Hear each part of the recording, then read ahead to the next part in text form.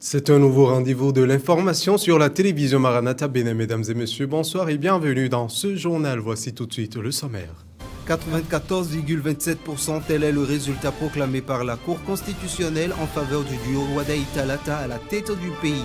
Si ce score suscite beaucoup d'intérêt, un autre chiffre électoral frappe aussi les esprits, le taux de participation. On parlera également économie dans ce journal. Près de 7% du taux de croissance a été lancé par le Fonds monétaire international pour le Bénin. Le FMI revoit ainsi à la hausse ses prévisions de croissance qui passent désormais de 6,7% à 7%. Une annonce qui confirme ainsi la résilience de l'économie nationale. Et puis l'ancien président de la République du Bénin, Dieudonné Nicéphore Soglo, est admiratif de la transformation du Bénin nouveau et invite chaque citoyen à militer pour la continuité afin que la transformation du pays soit totale. Dieu est pour nous un refuge et un appui, un secours qui ne manque jamais dans la détresse. Psaume 46, verset 2 à toutes et à tous à nouveau. Bonsoir. Je l'annonçais donc en titre, 7% du taux de croissance a été lancé par le Fonds monétaire international pour le Bénin. Le FMI revoit ainsi à la hausse ses prévisions de croissance qui passent désormais de 6,7% à 7%, une annonce qui confirme ainsi la résilience de l'économie nationale dans un contexte mondial pourtant incertain. Quels en sont les facteurs et qui a ou à qui va en profiter cette croissance? Élément de réponse dans ce reportage.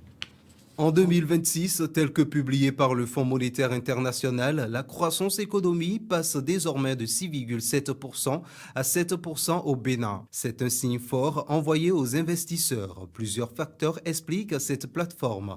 Entre autres, les réformes économiques engagées, les investissements publics structurants, la modernisation des infrastructures, la diversification de l'économie et, résultat, le pays maintient une croissance solide et stable. Mais derrière ce tableau, une question essentielle. Quel impact pour les populations? Une croissance plus forte peut entraîner plus d'emplois, plus d'opportunités économiques, une amélioration des revenus. Cette révision à la hausse intervient dans un contexte particulier à quelques semaines de la passation de charges entre le président Patrice Talon et son successeur. Avec une croissance désormais attendue à 7%, le Bénin confirme son positionnement parmi les économies les plus dynamiques de la sous-région. 94,27%, tel est le résultat proclamé par la Cour constitutionnelle en faveur du duo Wadaï Talata à la tête du pays. Si ce score suscite beaucoup d'intérêt, un autre chiffre électoral frappe aussi les esprits. Le taux de participation, plus de 63,57%, une nette progression par rapport aux précédentes échéances. Que révèle cette mobilisation des électeurs béninois aux urnes à l'occasion de cette élection présidentielle? Regardez plutôt.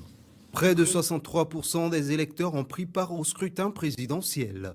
Un niveau de participation annoncé incertain, mais qui semble finalement avoir déjoué les pronostics. J'étais pas vraiment surprise parce que je me disais que c'était évident. Ça ne me surprend pas parce que j'ai remarqué durant la période de campagne que le président Wadaï a su gagner la confiance de la population. D'accord ou pas, la population est sortie et est allée voter. Et c'est ça qui a augmenté le taux de participation. Entre surprise et sens du devoir, les perceptions varient, mais une autre question s'impose, celle de l'écart entre le taux de participation et le pourcentage obtenu par le vainqueur. Pas de confusion possible à faire entre le taux de participation, qui est le ratio entre les électeurs et les votants, autrement dit l'ensemble des électeurs et ceux qui sont effectivement sortis, et le suffrage valablement exprimé, qui n'est rien d'autre que le nombre de votants moins les bulletins nuls. Cette mise au point permet de mieux comprendre les mécanismes du vote, des résultats qui, eux, continuent d'alimenter les lectures. On pourrait à première vue dire que les Béninois ont massivement adhéré au projet de société du candidat Romain Wardani. Les gens se disent, avec ce qu'il a dit, nous avons la certitude qu'avec lui, beaucoup de choses vont évoluer. Les Béninois nourrissent l'espoir que leurs enfants vont trouver du travail, qu'ils auront des centres de santé, que les marchés seront accessibles, que les routes seront accessibles. Le problème de l'eau, de l'électricité sera réglé. En 91, on a eu 64% de taux de participation. En 96, 78%. En 2006, 67%. En 2016, 64%. Et 2026, maintenant, 63, quelques %. Pratiquement le même taux qui a consacré l'avènement du Parti Talon au pouvoir. Il n'y a pas sensiblement de grandes différences. Participation saluée pour les uns, relativisée pour les autres. Une chose est certaine, ce scrutin a mis surtout en lumière des attentes fortes au sein de l'opinion. Et puis l'ancien président de la République du Bénin, Dieudonné Nicéphore Soglo, a choisi d'opter pour les différentes transformations qui s'observent dans le pays. Il invite chaque citoyen et concitoyen à maintenir le cap haut en vue d'une belle démocratie et pour un changement meilleur pour le Bénin et qui dessine justement déjà une belle configuration dans le pays de la sous-région. Suivez donc Dieudonné Nicéphore Soglo qui était au micro de nos confrères de la SRTB. J'étais à la manœuvre il y a de cela plusieurs années à la conférence nationale. J'ai passé le témoin à quelqu'un qui a plus ou moins... il a donné sa démission tout récemment. Et puis j'ai eu Patrice Talon. Et en tant que membre de la grande famille que nous formons avec son épouse qui est la petite nièce de ma femme et la bonne volonté qu'il a, nous avons commencé à transformer ce pays. Ça s'est passé sous vos yeux. Ceux qui étaient petits, peut-être à l'époque, ne s'en souvenaient pas, n'est-ce pas? Mais maintenant, notre pays va de l'avant. Il y a des transformations positives, que ce soit la route. Je me rappelle au moment où j'avais commencé, c'était les pavés qui étaient, au fond, la technique qu'il fallait pour pouvoir circuler. Mais je voudrais que tous les Béninois, ils sont dans leur pays, ils veulent que leur pays avance. Je les invite tous pour dire ce qu'ils pensent du travail qui est fait dans le pays.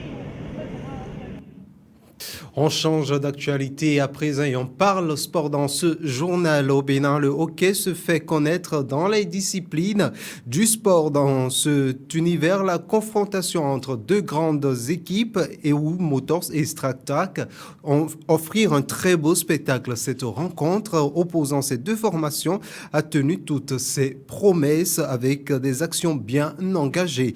Au bout du suspense, c'est EU Motors qui l'emporte sur un score sans appel de 6-2.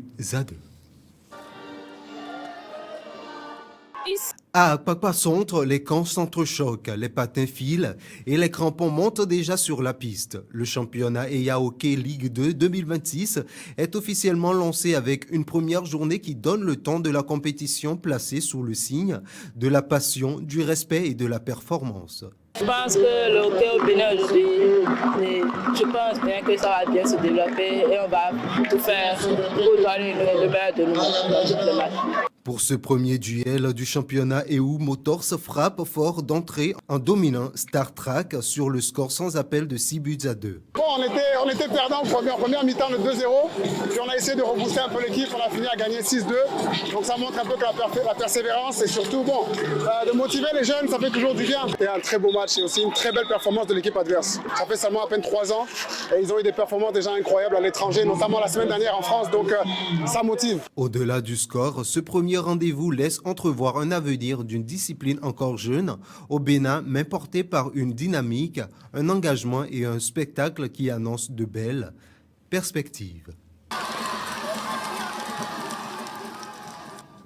On reste toujours en sport. La promotion du sport et la valorisation des talents locaux prennent une nouvelle dimension au Bénin. À cet effet, le Bénin accueille sa 21e édition du Tour du Bénin du 27 au 3 mai prochain. À travers cette initiative et des compétitions de plus en plus suivies, les acteurs du monde sportif s'engagent à offrir aux athlètes une véritable plateforme de compétitivité. Pour ce Tour du Bénin, sont attendus 90 coureurs, dont 12 pour le Bénin. Suivez plutôt. Pour retrouver la concentration, il faut parfois prendre de la distance, s'isoler du périmètre urbain et son rythme étouffant et s'offrir un moment de fraîcheur. C'est ici, à Kové, à 150 km de Cotonou, que se prépare l'équipe nationale de cyclisme en vue du prochain Tour du Bénin. Allez, on sort, Rodolphe. Allez, sautez, c'est bon. Pour ces athlètes, la journée démarre pire au plancher sous la houlette de l'entraîneur national, Fernand Gandaro, ancien vainqueur du Tour du Bénin en 95 et 98. Nous sommes à quelques jours du Tour, donc il faut quand même les habituer à vite se réveiller pour quand même bien rentrer dans l'ambiance du Tour.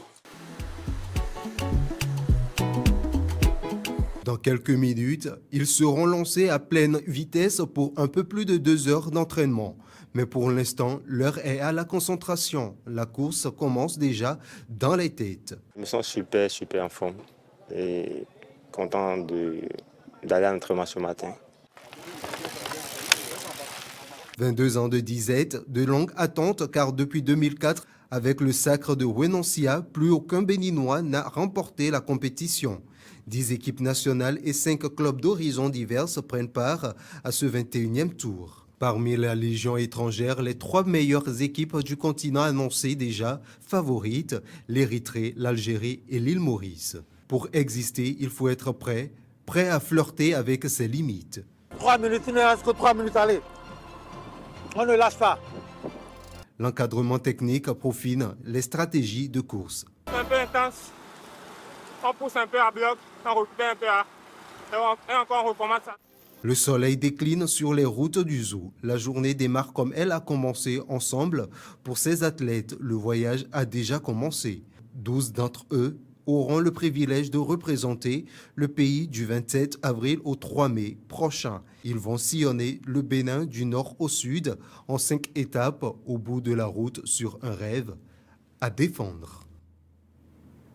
Et puis en interactualité à présent au Nigeria, la presse dénonce des pressions après un avertissement de la NBC avant la présidentielle de 2027 à Dakar. Le président Bassirou Diomaye Faye appelle à réinventer la sécurité collective en Afrique. Et puis la Maison-Blanche annonce le départ de la ministre de Travail Laurie Charver-Dirimer du gouvernement Trump.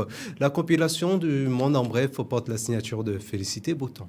Au Nigeria, la tension monte entre autorités et professionnels des médias à l'approche de la présidentielle de janvier 2027. En cause, une circulaire publiée le 17 avril par la NBC qui met en garde les diffuseurs contre les contenus jugés partisans et rappelle leur obligation d'impartialité. L'organe de régulation menace de sanctions les médias diffusant des propos incendiaires ou non fondés et appelle les journalistes à éviter toute expression d'opinion personnelle. Cette position suscite une vive réaction du syndicat des journalistes et de l'opposition qui dénonce une atteinte à la liberté de la presse. Amnesty International parle d'une mesure autoritaire favorisant l'autocensure tandis qu'une ONG demande au président Bola Tinubu de retirer cette directive jugée illégale et contraire à la Constitution. À Dakar, le président sénégalais Bassirou Diomaye Faye a appelé à réinventer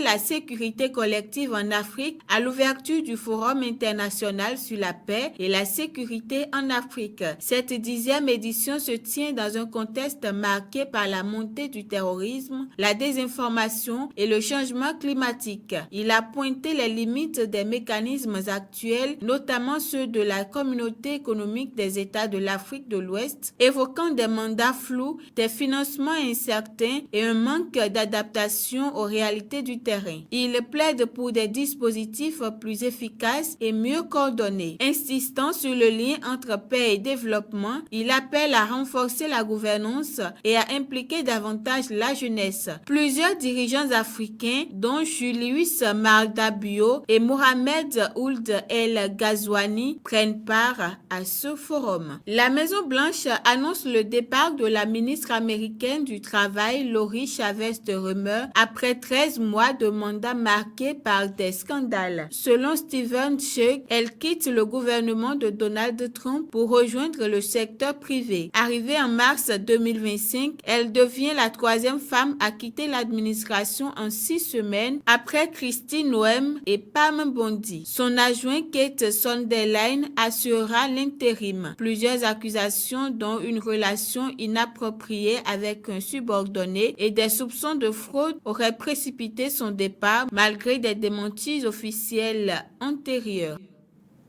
C'est donc la fin de ce journal, mesdames et messieurs. Merci de nous avoir suivis. Vous le savez aussi, vous pouvez nous retrouver sur nos canaux digitaux YouTube, Facebook, TikTok, Instagram et X. N'oubliez pas également votre programme d'enseignement à 20h sur la télévision Maranatha Bénin et également à 21h votre film Le salut de mon âme. Mesdames et messieurs, c'est donc tout. Et je vous dis bonsoir chez vous, que Dieu vous bénisse et à très vite.